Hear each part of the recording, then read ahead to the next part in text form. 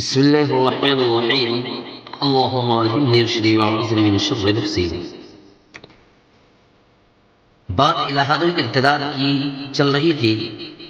الحاد و ارتداد کی تفصیلات میں ان کی نمایاں علامات کیا ہے؟ تو علماء کرام فرماتے ہیں کہ آج ہمارے معاشرے میں الحاد یعنی بے دینی کا زہر خاموشی سے پھیل رہا ہے. اس کی پہچان کے لیے چند ایسی نمایاں اور صاف علامات کا ذکر نہایت ہی ضروری ہے جو ان فتنوں میں مبتلا ہونے پر ظاہر ہوتی ہے، تاکہ ہم اپنے بچوں کے احوال کا جائزہ لے سکیں کہ ہماری حالات کس طریقے سے گزر رہی ہیں. نمبر 1 میں یہ بتاتے ہیں کہ شریعت پر عقلی برتری کا آج ذوق ان لوگوں میں داخل ہو گیا ہے کہ عقل مجھ سے شریعت سے بڑھ کر کے ہے، سمجھ رہے ہیں. تو اس فتنے کی سب سے پہلی اور بنیادی علامت یہ ہے کہ انسان اپنی محدود اور ناقص عقل کو اللہ کی وحی پہ حاکم بنا دیتا ہے. وہ اسلام جس کا مطلب ہی سر تسلیم خم کرنا ہے، اس کو چھوڑ کر کے ہر چیز پر کیوں اور کیسے کا سوال اٹھانے لگتا ہے. ایسا شخص کہتا ہے کہ میں صرف اس بات کو مانوں گا جو میری سمجھ میں آئے گی. یہ ایک خطرناک رویہ بن چکا ہے، کیونکہ اللہ کا علم سمندر کی طرح وسیع ہے اور ہماری عقل ایک پیالے کے مانند کی طرح ہے، ایک پیالے کی مانند ہے.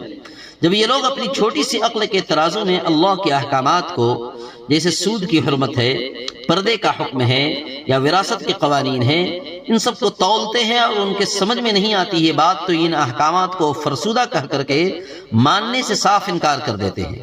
یہ دراصل اللہ کی خدائی کو چیلنج کرنے کا نام ہے. دوسری بات جو آتی ہے، اسلامی شاعر سے بیزاری اور شرمندگی آج لوگ محسوس کر رہے ہیں.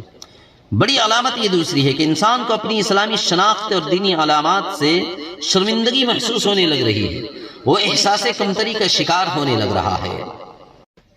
ایسے لوگوں کو اذان کی آواز شور لگنے لگتی ہے، مسجد جانے میں عار اور ذلت محسوس ہوتی ہے، چہرے پہ داڑھی رکھنا یا خواتین کے سر پہ حجاب انہیں ترقی کی راہ میں رکاوٹ نظر آنے لگتی ہے.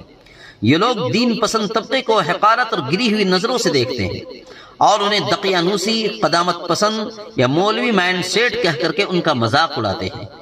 یاد رکھیے، جب دل سے شاعر اسلام کا احترام ختم ہو جائے اور انسان کو مسلمانوں جیسا حلیہ بنانے میں شرم آنے لگے تو سمجھ لیجئے کہ ایمان کی شمع بجھنے کے قریب ہے. ایمان کی شمع بجھ چکی ہے.